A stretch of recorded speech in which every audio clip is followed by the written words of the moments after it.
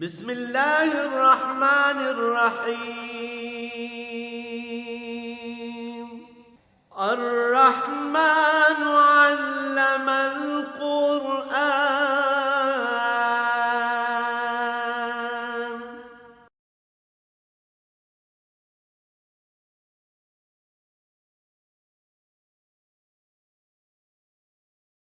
الحمد للہ رب العالمین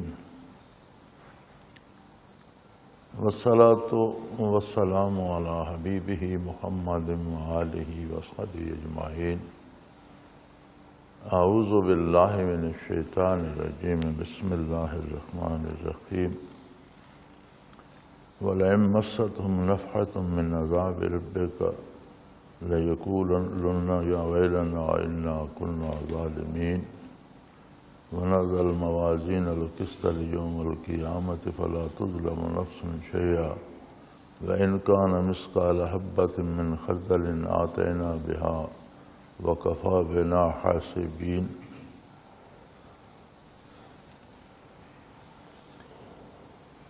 اللهم سبحانك لا علم لنا إلا ما علمتنا إنك أنت العليم الحكيم مولاي صل وسلم دائما أبدا على حبيبك خير الخلق كلهم.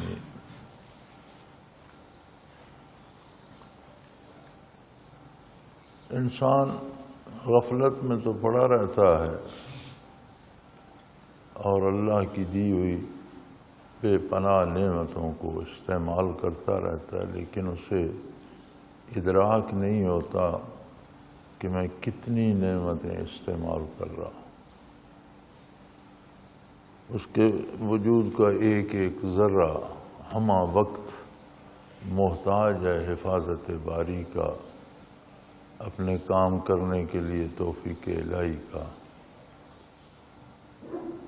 تو فرمایا لَئِن مَّسَّتْهُمْ نَفْحَةٌ مِّنْ عَذَابِ رَبِّكَ، اگر آپ کے پروردگار کے عذاب کا کوئی ذرا سا حصہ بھی انہیں چھو جائے لَيَقُولُنَّ يَا وَيْلَنَا إِنَّا كُنَّا ظَالِمِينَ، تو فوراً پکار اٹھیں گے کہ بہت برا ہوا ہم سے، ہم نے بہت غلطی کی اور ہم نے ظلم کیا اپنے آپ پر، ہم زیادتی کرنے والے تھے، اللہ کی ناشکری کر کے اور اللہ کی اطاعت نہ کر کے ہم نے اپنے آپ سے بہت زیادتی کی. دنیا میں کوئی چھوٹی سی تکلیف آ جائے، ذرا سا دانت میں درد ہو جائے، سر کو درد ہو جائے، کوئی تھوڑی سی تکلیف آ جائے تو وہ بندے کو پریشان کر دیتی ہے. چہ جائے کہ دوزخ کے عذاب کا کوئی ذرہ چھو جائے تو چیخیں نکل جائیں. لیکن جب یہ تجربہ ہوگا، جب کفار کو عذاب کا تجربہ ہوگا تو پھر توبہ کا یا اصلاح کا موقع نہیں ہوگا. یہ ایک اور دکھ ہوگا انہیں کہ ہم کیا کرتے رہے اور کیوں کرتے رہے، نہیں کرنا چاہیے تھا. لیکن تب واپسی کا کوئی راستہ نہیں ہوگا. نضع الموازین القسط، ہم انصاف کا ترازو رکھیں گے قیامت کے روز، لیوم القیامہ، قیامت کے دن ہم انصاف کا ترازو رکھیں گے. لا تظلم نفس شیئا فلا تظلم نفس شیئا، کسی کے ساتھ ذرا برابر زیادتی نہیں ہو، بلکہ اللہ کریم نیکیوں کا اجر بہت زیادہ دیں گے، جرم کی سزا اس جرم کے مطابق دیں گے. لیکن سزا کا نام ہی ہیبت ناک ہوتا ہے.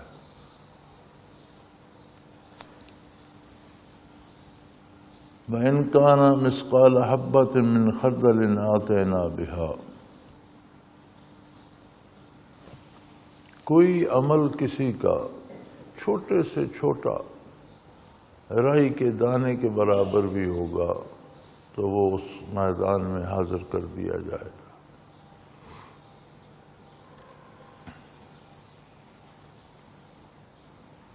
وَكَفَىٰ بِنَا حَاسِبِينَ، اور یہ حساب کتاب کرنے کو اللہ کریم فرماتے ہیں ہم کافی ہیں۔ یعنی کوئی عمل ہمارا زندگی بھر کا پوشیدہ نہیں رہے گا الا یہ کہ اللہ کسی کو توبہ کی توفیق دے دے، نیکی کی توفیق دے دے، تو یہ اللہ کریم کی بڑی رحمتیں ہیں اور بے پناہ رعایتیں ہیں۔ ان الحسنات یذھبن السیئات، نیکیاں گناہوں کو مٹا دیتی ہیں۔ توبہ اپنے سے پہلے سارے گناہوں کو صاف کر دیتی ہے، باقی نہیں رہتی۔ لیکن توبہ کا مطلب میں زبانی دعویٰ کرنا توبہ نہیں ہوتی، عملاً عقیدے کی بھی اصلاح ہو، عقیدہ بھی خالص ہو جیسا نبی کریم صلی اللہ علیہ وسلم نے فرمایا، اور عمل بھی صالح ہو جیسا حضور اکرم صلی اللہ علیہ وسلم نے حکم دیا۔ یعنی عقیدے سے لے کر عمل تک حضور اکرم صلی اللہ علیہ وسلم کے تابع ہو جائے تو یہ توبہ ہے، اور توبہ پہلے گناہوں کو بھی مٹا دیتی ہے۔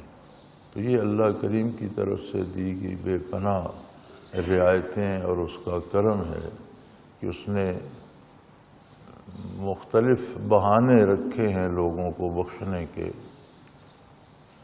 وہ فارسی میں کہا گیا تھا کہ رحمت حق بہانمی جوید بہانہ جوید، یعنی اللہ کی رحمت کوئی قیمت نہیں مانگتی، بہانمی جوید کوئی قیمت نہیں مانگتی، بہانہ جوید بس چھوٹے چھوٹے بہانے ہوتے ہیں جن سے وہ انسان کو نصیب ہو جاتی ہے اور بندہ پا لیتا ہے۔ تو سب سے بڑی بات اور سب سے مشکل بات دل کو غیر اللہ سے صاف کرنا ہے۔ یہ سب سے بڑا کام ہے کہ دل میں اللہ کی محبت، اللہ کی طلب، اللہ کی اطاعت کا جذبہ ہو، اور نافرمانی میں دل لذت محسوس نہ کرے، اسے نافرمانی سے دکھ ہو، غلطی ہو جائے تو توبہ کرے، اصلاح کرے۔ کیونکہ کوئی ذرا سا عمل، اللہ کریم فرماتے ہیں کوئی چھوٹے سے چھوٹا عمل، کوئی جملہ کسی نے کہا، کوئی حرکت کی، تو وہ میدان حشر میں لایا جائے گا۔ تو انسان خود کبھی اپنے شب و روز پہ نگاہ کرے تو بظاہر لوگوں میں پتہ نہیں ہم کیا نظر آتے ہیں، حقیقت میں ہم کیا ہوتے ہیں، بظاہر ہم باتیں کیا کرتے ہیں، اندر ہم سوچتے کیا ہے، بظاہر ہم کیا کرتے ہیں اور ہمارے ارادے اندر سے کیا ہوتے ہیں۔ تو یہ چیزیں دنیا میں تو ایک پردہ ہے جو ہم ظاہر کرتے ہیں، ظاہر ہو گیا اور گناہ چھپ گئے، لیکن چھپتے تو دنیا میں بھی نہیں، کہیں نہ کہیں کسی نہ کسی وجہ سے ظاہر ہو جاتے ہیں۔ لیکن بہرحال انسان کوشش کرتا ہے کہ دنیا میں چھپائے رکھے اور اپنے آپ کو نیک اور اچھا اور شریف ظاہر کرے، لیکن وہاں انسانی کوشش نہیں ہوگی، وہاں وہ قادر مطلق ہر چیز کو لا کر میدان میں رکھ دیں گے، نیکی کو بھی اور برائی کو بھی، بھلی سوچ کو بھی اور بری سوچ کو بھی، اچھے ارادوں کو بھی اور برے ارادوں کو، ہر چیز۔ یہاں تو ایک بند لفافہ ہے، وہاں وہ کھل جائے گا، اندر کی چیزیں باہر آ جائیں گی۔ لیکن فرمایا ہمارے احسانات اتنے ہیں کہ ہم نے انبیاء بھیجے، کتابیں بھیجیں، اور جتنی کتابیں انبیاء پر بھیجیں اپنے وقت کے مطابق وہ ساری دلوں کو روشن کرنے والی، گناہوں کو مٹا دینے والی، نیکیوں کی ترغیب دینے والی، واصل باللہ کرنے والی تھیں۔ وَلَقَدْ آتَيْنَا مُوسَىٰ وَهَارُونَ الْفُرْقَانَ وَالضِّیَاءَ وَذِکْرًا لِلْمُتَّقِینَ۔ ہم نے موسیٰ اور ہارون علیہ السلام کو بھی ایسی کتاب دی جو فیصلہ کن تھی، فرقان، جس نے حق و باطل کو الگ کر دیا، سچ اور جھوٹ الگ الگ ہو گئے، کھرا اور کھوٹا الگ کر دیا، وضیاء، اور وہ روشنی تھی، نور تھا۔ یعنی اس کتاب کی خصوصیت یہ تھی کہ جو صدق دل سے اس پر یقین کر لے اور اس پر عمل کی اپنی بھرپور کوشش کرے، اس کے دل کو روشن کر دیتی تھی۔ ضیاء، وہ روشنی تھی، سینوں کو دلوں کو روشن کر دیتی تھی، اور سراپا نصیحت، اول تا آخر نصیحت تھی، لوگوں کو برائی سے روکنا اور بھلائی کی ترغیب دینا۔ لیکن نصیحت تو اچھے لوگوں کے لیے ہوتی ہے نا، برے بندے کو نصیحت سے کیا، بلکہ برا بندہ تو نصیحت سے چڑھتا ہے۔ جو بندہ برائی پہ لگا ہوا ہو اسے نصیحت کرو تو اسے وہ کڑوی لگتی ہے، وہ چڑھتا ہے، جھگڑا کرتا ہے۔ تو نصیحت بھی تو ذکراً للمتقین، نصیحت متقین کے لیے ہوتی ہے، صاحب تقوی لوگوں کے لیے ہوتی ہے، جن کو اللہ کی عظمت پہ یقین نصیب ہو جائے۔ اور وہ متقین کون ہوتے ہیں؟ الذین یخشون ربہم بالغیب، متقی وہ لوگ ہیں جو غائبانہ اپنے پروردگار کی عظمت کا احساس رکھتے ہیں اور اس سے ڈرتے ہیں، اس کی نافرمانی نہیں کرتے۔ یہاں بہت سے ایسے لفظ ہیں، جیسے یہاں یخشونا خشیت ہے۔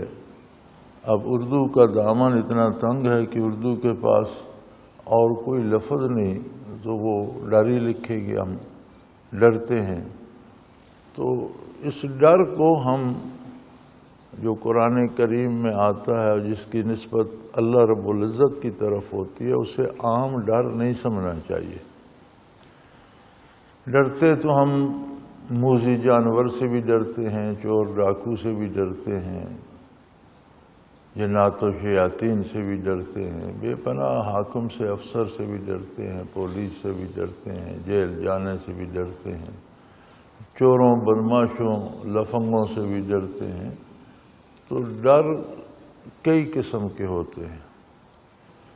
ایک ڈر ہوتا ہے کہ کسی کے ساتھ تعلق ہو، کوئی بھائی ہو، عزیز ہو، دوست ہو، رشتہ دار ہو، کوئی محسن ہو، تو آدمی کام کرتے وقت یا بات کرتے وقت احساس رکھتا ہے کہ کوئی ایسا جملہ نہ کہوں، کوئی ایسا کام نہ کروں جس سے یہ ناراض ہو جائے۔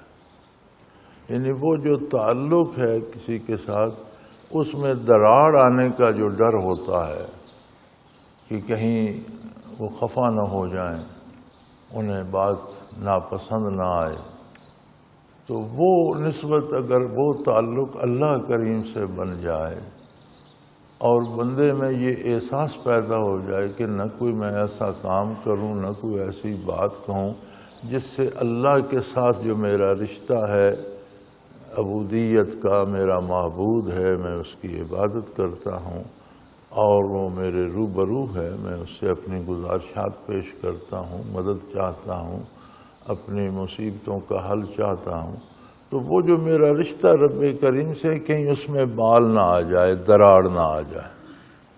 یہ جو ڈر ہوتا ہے یہ خشیت کہلاتا ہے۔ تو فرمایا متقی اور صاحب تقوی وہ لوگ ہیں جو بالغیب، سب سے بڑا غیب اللہ کریم کی ذات ہے کہ ہر جگہ ہر وقت موجود، حاضر و ناظر، دیکھتا سنتا، لیکن ہم نہیں دیکھ سکتے، ہماری عقل سمجھ ہی نہیں سکتی۔ وہ خالق ہے، عقل مخلوق ہے۔ خالق مخلوق کے احاطے میں نہیں آ سکتا۔ جو چیز عقل کے احاطے میں آ جائے گی، جو عقل مخلوق ہے، جو اس کے دائرے میں آئے گی وہ بھی مخلوق ہوگی۔ خالق اس سے وراء الورا ہے، نہ ہم عقلاً سمجھ سکتے ہیں، نہ آنکھوں سے دیکھ سکتے ہیں، بلکہ اس دنیا میں تو موسیٰ علیہ السلام کو اللہ سے بات کرنے کا، کلام باری کا شرف حاصل ہوا، براہ راست گزارشات پیش کرتے تھے، اللہ کریم کی طرف سے جواب سنتے تھے، تو انہیں شوق دیدار ہوا۔ رب ارنی انظر الیک، عرض کی بارگاہ الہی، اے میرے پروردگار میرے سامنے آ، میں دیکھنا چاہتا ہوں۔ ارنی، مجھے اپنا آپ دکھا دیجئے۔ انظر الیک، میں آپ کو دیکھنا چاہتا ہوں، مجھے شوق وصال ہے، جو باتیں میں آپ کی سنتا ہوں تو مجھے آپ کو دیکھنے کا بھی شوق ہے۔ فرمایا لن ترانی، فرمایا اس دنیا میں اور اس دنیا کی آنکھوں سے آپ نہیں دیکھ سکتے۔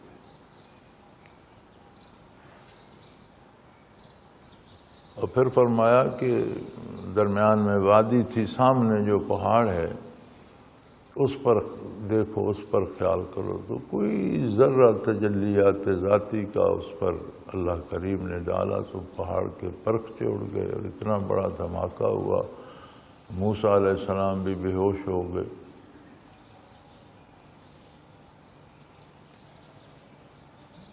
تو اتنا بڑا غیب جسے دنیا میں اپنی آنکھوں سے انبیاء علیہ السلام بھی نہیں دیکھ سکتے، اس دنیا میں جسے نہ عقل سما سکتی ہے نہ نظر دیکھ سکتی ہے۔ نبی صلی اللہ علیہ وسلم کے بارے بھی یہ بحث ہوتی ہے معراج شریف میں کہ بعض علماء یہ فرماتے ہیں کہ اس دنیا کی آنکھوں سے اللہ کریم کو دیکھنا محال ہے، ممکن نہیں ہے، اس لیے دیدار باری نہیں ہوا۔ لیکن جو دیدار باری کے قائل ہیں وہ فرماتے ہیں کہ حضور اس دنیا میں تو تھے نہیں، حضور بھی تو عالم بالا میں تھے، اور آخرت میں تو مومنوں کو بھی یہ قوت دی جائے گی کہ وہ ذات باری کا دیدار کر سکیں۔ تو نبی کریم صلی اللہ علیہ وسلم بھی تو جنت کا ملاحظہ بھی فرمایا اور عالم بالا میں تشریف لے گئے، تو وہاں اگر دیدار باری ہو تو وہ وہاں کی بات ہے نا، دنیا کا اطلاق تو وہاں دنیا کے احکام کا اطلاق تو نہیں ہوتا۔ تو بہرحال اللہ کی ذات سب سے بڑا غیب ہے، جو ہر وقت ہر جگہ موجود بھی ہے اور جس کی موجودگی کا احساس ہونا عظمت انسانیت ہے۔ پھر بھی دل میں احساس ہو سکتا ہے حضوری کا، بندہ دیکھ نہیں سکتا۔ تو مطلوب اللہ کریم فرماتے ہیں یہی ایمان ہے، کیونکہ جب کھل جائیں گے حالات، برزخ میں بھی چلا جائے، جنت دوزخ عذاب ثواب فرشتے سامنے آ جائیں، تو پھر کون انکار کرے گا؟ ایمان بالغیب مطلوب ہے۔ یخشون ربہم بالغیب، غائبانہ اللہ کی عظمت سے لرزاں و ترساں رہتے ہیں کہ کہیں اللہ کے ساتھ معاملہ بگڑ نہ جائے، اللہ کے ساتھ میرا معاملہ درست رہے۔ تو اس کا مطلب ہے کہ ایمان بالغیب ہے کہ حضور اکرم صلی اللہ علیہ وسلم کے اعتماد پر کلی یقین کیا جائے، کلی اعتماد کیا جائے، کہیں یہ دراڑ نہ آئے کہ حضور فرما تو رہے ہیں پر پتہ نہیں ایسا ہوگا کہ نہیں، یہ بات آ گئی تو سارا معاملہ ختم ہو جائے گا۔ یعنی قطعی یقین ہو کہ حضور اکرم صلی اللہ علیہ وسلم نے جو فرمایا وہ حق ہے، قیامت کے بارے، آخرت کے بارے، فرشتوں کے بارے، اللہ کی عظمت کے بارے، جو حقائق بیان، جو قرآن کریم بتا رہا ہے، یہ سارا کلی سچ ہے۔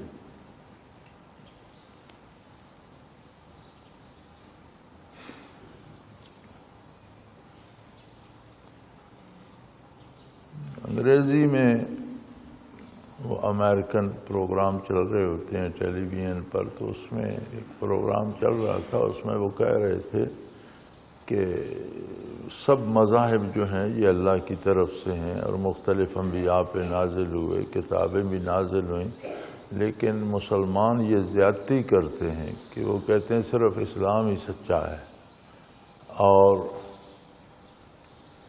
they have the monopoly on the truth، یعنی سچائی پر انہوں نے اپنی اجارہ داری بنا لی ہے کہ صرف اسلام سچا ہے۔ حالانکہ اسلام یہ نہیں کہتا، اسلام یہ کہتا ہے کہ اپنے وقت میں ہر نبی نے جو تعلیم دی، اس پر جو کتاب آئی، وہ نبی بھی سچا تھا، برحق تھا، اس کی کتاب بھی برحق تھی، اور اس وقت کی ضرورت کے لیے وہ کافی تھی۔ اسلام تمام نبیوں کے ساتھ ایمان رکھتا ہے، تمام کتابوں کی صداقت پہ ایمان رکھتا ہے، لیکن جب نبی صلی اللہ علیہ وسلم مبعوث ہوئے تو تمام کتابوں پر عمل منسوخ ہو گیا۔ کتابوں پر ایمان اب بھی ہے، لیکن ان پر عمل نہیں ہوگا. عمل ہوگا اس کتاب پر جو حضور لائے، قرآن کریم پر. جہاں تک مناپلی اجارہ داری اچھے لفظوں میں نہیں آتا. کوئی بھی جو وسائل پہ یا کسی چیز پہ قبضہ کر لے بلا شرکت غیر، کہتے ہیں اس نے اجارہ داری بنا لی ہے. اسلام کی سچائی پہ اجارہ داری نہیں ہے، بلکہ اسلام ہی صرف سچائی ہے. اسلام از دا اونلی ٹروتھ. اسلام سے باہر کوئی سچائی نہیں. یہ حقیقت ہے، یہ اجارہ داری نہیں ہے کہ سچائی ساری کی ساری اسلام ہے. پہلی کتابیں، حقیقی کتاب کسی کے پاس نہیں ہے. کتابیں مسخ ہو گئیں، خلط ملط ہو گئیں، مٹ گئیں. اب زیادہ زور جو عیسائیوں کی اناجیل پر ہے، مختلف انجیلیں انہوں نے بنا رکھی ہیں. تو ہر انجیل کسی بندے کے نام کے ساتھ منسوب ہے. لوکس کی انجیل ہے، متی کی انجیل ہے، فلاں کی انجیل ہے. یعنی یہ باتیں لوکس نے کی، یہ متی نے کی، یہ فلاں نے کی، یہ فلاں نے کی. تو کوئی انجیل ایسی بھی تو عیسائیوں کے پاس ہو جو عیسیٰ علیہ السلام کی ہو؟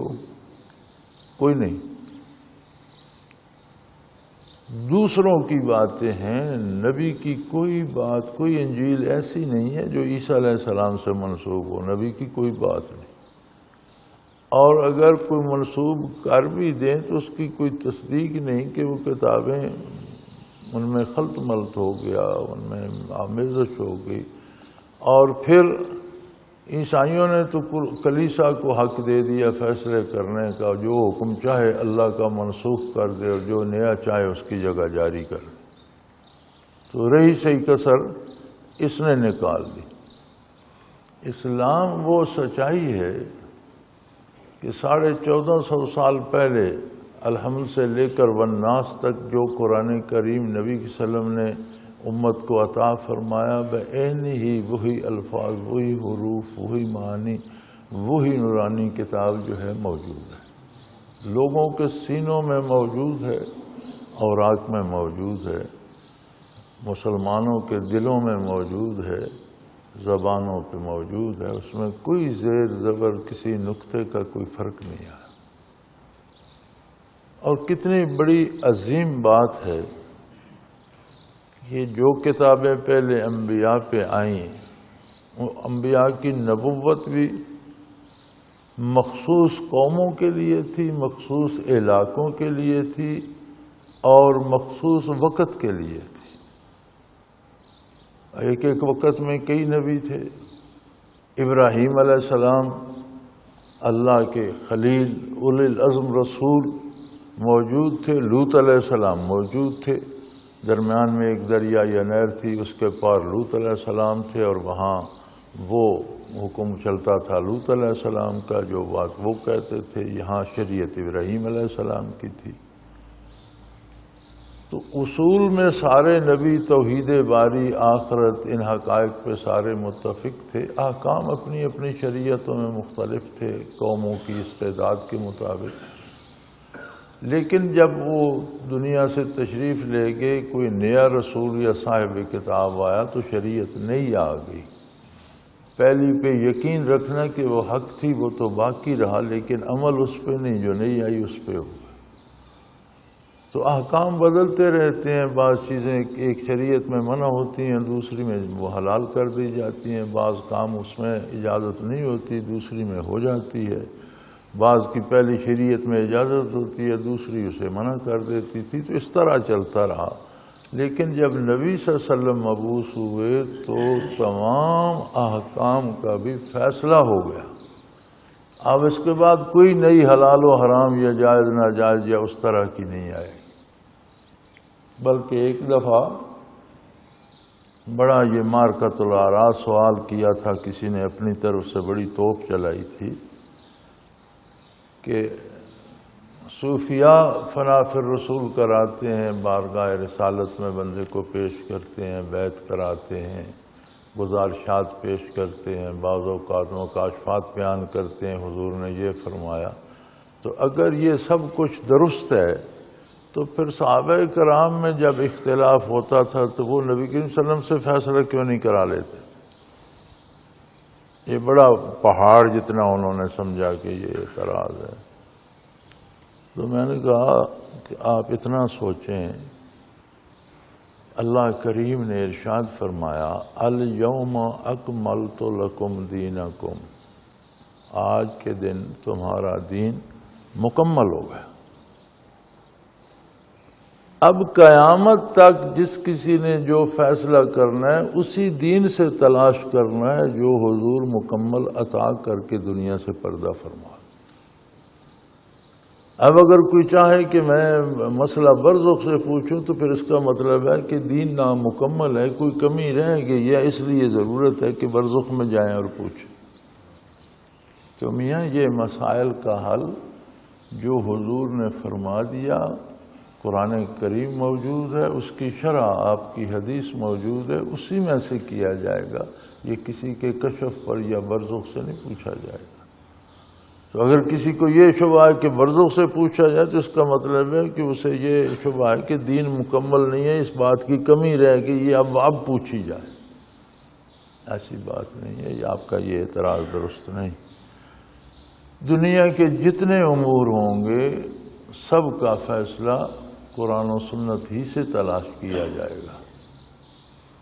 تو فرمایا موسیٰ علیہ السلام کو جو کتاب دی تھی وہ بھی حق و باطل میں فیصلہ کرنے والی اور اللہ کا نور ضیاء روشنی تھی، اور بڑی پر اثر نصیحت تھی. لیکن یہ چیزیں صاحب تقویٰ لوگوں کے لیے ہوتی ہیں، بدکاروں کو، بے دینوں کو اس سے کیا لگاؤ. اور صاحب تقویٰ کون ہیں؟ جو غائبانہ اللہ کی عظمت سے لرزاں و ترساں رہتے ہیں کہ میرا جو تعلق اپنے معبود سے ہے اس میں کوئی رخنہ نہ آ جائے، کوئی دراڑ نہ آ جائے. ہم من الساعۃ مشفقون، اور وہ قیامت کا اندیشہ رکھتے ہیں. بات کرتے وقت، کام کرتے وقت انہیں یہ اندیشہ ہوتا ہے کہ یہ کام قیامت کو سامنے آئے گا، یہ بات قیامت کو سر میدان ہوگی، روبرو ہوگی. اور وہ اس سے لرزاں ترساں رہتے ہیں. کوئی ایسا لفظ منہ سے نہ نکل جائے جو باعث شرمندگی ہو، کوئی ایسا کام نہ کروں کہ کل میدان حشر میں. یہ بھی اللہ کریم کا احسان ہے کہ اللہ کے جو نیک بندے ہیں یا مومن ہیں، ایماندار ہیں، جن کا ایمان جو دنیا سے سلامت لے جائے گا، اللہ اسے اس رسوائی کے عذاب سے بچا لے گا. اگر حساب کرے گا تو اپنے اور بندے کے درمیان رکھے گا، اس کے گناہوں کو مخلوق پر افشا نہیں کرے گا. اور جن کا ایمان نہیں ہوگا ان کے لیے رسوائی بھی ایک عذاب ہے کہ ان کا کردار سب کے سامنے رکھا جائے گا.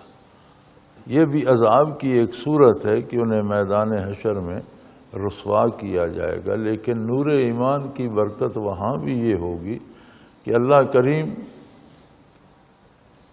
معاف فرما دیں تو وہ بہت غفور الرحیم ہے، اس کی رحمت بہت وسیع ہے. بلکہ میں کل بھی شاید عرض کر رہا تھا یا جمعے پہ بات ہوئی تھی کہ نبی صلی اللہ علیہ وسلم کے ایک ارشاد کا مفہوم عالی ہے کہ ایک تسبیح جس کی زندگی میں قبول ہو گئی نجات کے لیے کافی ہو. ضرورت اس بات کی ہے کہ وہ تسبیح دل سے اٹھے، حضور قلب سے اٹھے اور اس پر یقین محکم ہو. ایک دفعہ اللہ اکبر کہا، سبحان اللہ کہا، سبحان ربی الاعلی، کوئی ایک تسبیح الحمدللہ کا، یہ سب تسبیحات ہیں. اللہ اکبر کا، یہ سب اللہ کی پاکی بیان کرتی ہیں. تو ایک تسبیح زندگی میں قبول ہو گئی تو حضور فرماتے ہیں اس کی نجات کے لیے کافی ہے.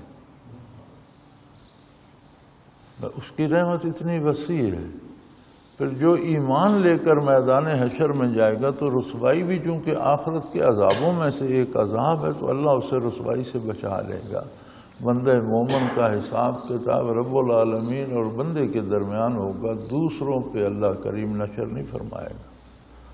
جبکہ غیر مومن کے سارے کرتوت سب کے سامنے کر دیے جائیں گے اور اس کا محاسبہ بڑا سخت ہوگا اور رسوائی بھی اس کا مقدر ہوگا. سو متقی وہ لوگ ہیں جو نبی صلی اللہ علیہ وسلم کی بات پہ یقین کرتے ہیں. ان کے اپنے لیے اللہ غیب ہے، نہ انہوں نے دیکھا نہ دیکھ سکتے ہیں، نہ انہوں نے سمجھا نہ سمجھ سکتے ہیں، لیکن اس کی عظمت پہ یقین کامل رکھتے ہیں. اتنا یقین کہ ہر وقت اسے اپنے پاس پاتے ہیں، ہر وقت اس کی اطاعت کرتے ہیں، ہر وقت اسے یاد کرتے ہیں، اسے دلوں میں بساتے ہیں. اور انہیں اتنا یقین ہے قیامت پر کہ قیامت کے معاملات سے لرزاں ترساں رہتے ہیں. مشفقون، خوف رکھتے ہیں قیامت کا، ڈرتے ہیں کہ یہ کیا ہوگا.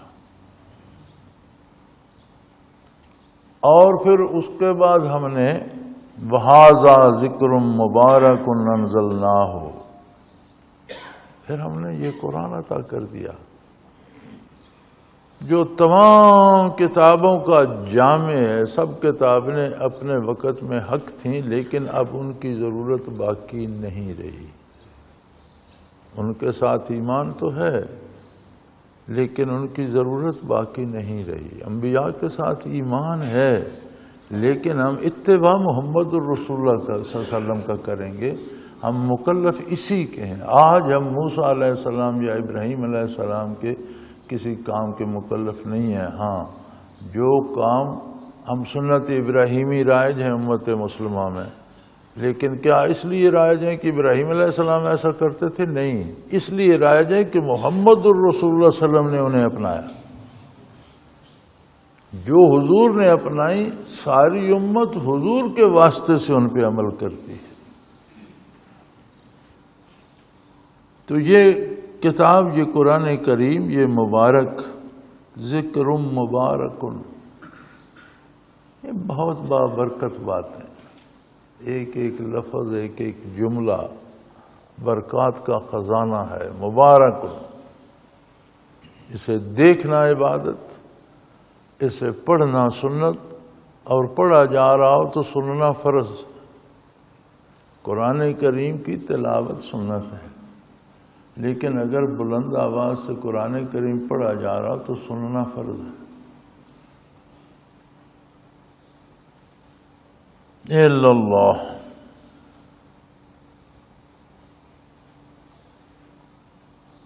ایک دفعہ کسی نے بات کی، حضرت جی رحمۃ اللہ تعالی علیہ کی محفل میں بیٹھے تھے تو کہ جی ہندوستان میں بھی، بر صغیر میں بھی انبیاء آئے ہیں یا نہیں آئے. سوال یہ ہے کہ بعض حضرات نے لکھا ہے کہ یہاں بھی آئے ہیں اور بعض حضرات انکار کرتے ہیں، تو حقیقت کیا ہے؟ اب آپ بھی بیٹھے تھے، حضرت رحمۃ اللہ نے کسی سے فرمایا خیال کرو، تو انہوں نے کہا جی آئے ہیں، بر صغیر میں بھی انبیاء آئے ہیں اور بر صغیر میں انبیاء کی قبور بھی نظر آتی ہیں، بلکہ ایک صاحب کتاب بھی ہیں. متعدد، مجھے اب یاد نہیں تعداد دوستوں نے کتنی بتائی تھی کہ بہت سے ہیں، اور ایک صاحب کتاب بھی ہیں. کیونکہ قرآن کریم میں بھی موجود ہے، اللہ کریم فرماتے ہیں ہم نے بعض انبیاء کا ذکر کیا ہے، بعض کا نہیں کیا. تو سب کا ذکر تو قرآن میں بھی نہیں ہے، کیونکہ قرآن نے تربیت کے لیے جہاں سے جو ذکر ضروری سمجھا وہ ارشاد اللہ نے فرما دیا. قرآن کو تاریخ تو ہے نہیں. تو بھیرا میں ایک حضرت دفن ہے، اپنے وقت کے غوث تھے. اور یاد رکھیں غوث روئے زمین پر ایک ہوتا ہے، اتنی بڑی ہستی ہوتی. تو حضرت نے شاید انہی ساتھیوں سے کہا کہ غوث صاحب کی خدمت میں جاؤ، میرا سلام عرض کرو اور ان سے تصدیق کرو اپنے اس کشف کی کہ کوئی صاحب کتاب نبی بھی بر صغیر میں ہے. تو انہوں نے فرمایا ہے. تشریف فرما ہیں اپنے مزار مبارک میں اور ان کے سامنے ان کی کتاب رکھی ہے. تو حضرت نے کہا کہ غوث صاحب سے عرض کرو کہ حضرت میرے ساتھ چلو اور وہ دیکھیں کتاب کیسی ہے، اس میں کیا لکھا ہے. تو ساتھی کہنے لگا، حضرت غوث صاحب فرماتے ہیں کہ کہ نبی پر ایمان ضروری ہے، نبی کی کتاب کی صداقت پر ایمان ضروری ہے، اگر گردن ادھر یا ادھر کی جائے تو ٹوٹ جائے گی۔ اور یہ تو ہے، جا کر پڑھنے کی ضرورت نہیں ہے، ہم پڑھیں گے صرف قرآن۔ ہمیں اللہ نے قرآن کا مکلف بنایا اور ہم سے حساب قرآن کو ہم پڑھیں گے، قرآن ہی، ہمیں کسی کتاب کو پڑھنے جانے کے لیے ضرورت نہیں ہے۔ تو قرآن کریم نے عمل کے معاملے میں تمام کتابوں سے مستغنی کر دیا، عمل صرف قرآن کریم پر ہوگا۔ وَهَذَا ذِكْرٌ مُبَارَكٌ أَنزَلْنَاهُ، ہم نے اسے نازل فرمایا ہے، یہ بہت بابرکت ذکر ہے اور اسے ہم نے نازل فرمایا ہے۔ أَفَأَنْتُمْ لَهُ مُنْكِرُونَ، لوگو کیا تم اس کا انکار کر دو گے؟ یعنی اتنی بڑی جرت۔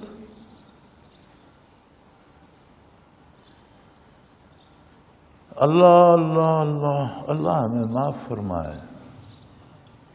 ایک تو انکار ہوتا ہے کہ بندہ قبول ہی نہیں کرتا، میں مانتا ہی نہیں، چلو بات ختم ہو گئی، یہ تو اشد ترین اور آخری درجہ ہے انکار کا۔ اس سے نیچے بھی ایک درجہ ہے انکار کا، بندہ کہتا ہے میں مانتا تو ہوں لیکن اس پر عمل نہیں کرتا۔ یہ بھی نہ ماننے کی ایک صورت ہوتی ہے۔ یہاں میں کسی سے کہہ دیتا ہوں یار پانی لا دو، جی لا دیتا ہوں، لا کے نہیں دیتا، تو کیا اس نے بات مانی؟ زبانی کہتا ہے جی ابھی آیا، ابھی لاتا ہوں، جی لا کے نہیں دیتا۔ تو کافر نے تو اس کا کتاب الہی ہونے سے ہی انکار کر دیا، میں نہیں مانتا، چلو وہ اللہ کریم معاف فرمائے، یہ شدید ترین جرم ہے۔ اللہ ہمیں معاف فرمائے، ہم کہتے ہیں ہم مانتے ہیں لیکن کام اپنی پسند کے کرتے ہیں، قرآن کی پسند کے نہیں کرتے۔ اور جہاں ذرا سی زد آ جائے ہمارے مفادات پر، قرآن کے مطابق وراثت تقسیم کرنی پڑے تو موت پڑ جاتی، قرآن کے مطابق حقوق ادا کرنے پڑے دوسروں کے تو موت پڑ جاتی۔ بلکہ اب تو قرآن کے مطابق کوئی سود بھی نہیں چھوڑتا، قرآن کو بھی مانتے ہیں، سود بھی کھا رہے ہیں، نام بدل لیا، منافع کرتے رہتے ہیں۔ بھئی کتے کا نام بکرا رکھ لو تو حلال ہو جاتا، سود کا نام منافع رکھ لو تو حلال ہو جائے گا۔ تو نہ ماننے کی یہ بھی ایک صورت ہے۔ قرآن کریم نے اسے یہودیوں کے بارے کہا ہے کہ یہ ایسا مانتے ہیں، کہتے ہیں سمعنا وعصینا، ہم نے بات سن لی، سمجھ لی، لیکن کام اپنی مرضی سے کریں گے، اس کی اطاعت نہیں کریں گے، اس پر عمل نہیں کریں گے۔ سمعنا وعصینا، اللہ کریم فرماتے ہیں ہونا یہ چاہیے تھا سمعنا واطعنا، سن بھی لی اور عمل بھی اسی کے مطابق کریں گے، لیکن یہ کہتے ہیں سن تو لیجئے، کام اپنی مرضی سے کریں۔ تو اللہ ہمیں معاف فرمائے، اس دور میں وہ یہودیوں کی عادت مسلمانوں میں بھی لوٹ آئی ہے کہ ہم کہتے ہیں اللہ کو مانتے ہیں، اللہ کے رسول صلی اللہ علیہ وسلم کو مانتے ہیں، قیامت پر یقین ہے، قرآن کو اللہ کی کتاب مانتے ہیں پر عمل اپنی پسند سے کریں گے، تو یہ بھی نہ ماننے کی ایک صورت ہے۔ تو فرمایا تم میں اتنی جرت ہے، فَأَنْتُمْ لَهُ مُنْكِرُونَ، تم قرآن کو نہیں مانو گے، کمال ہے، حد ہوگی، اتنی جرت ہے تم میں۔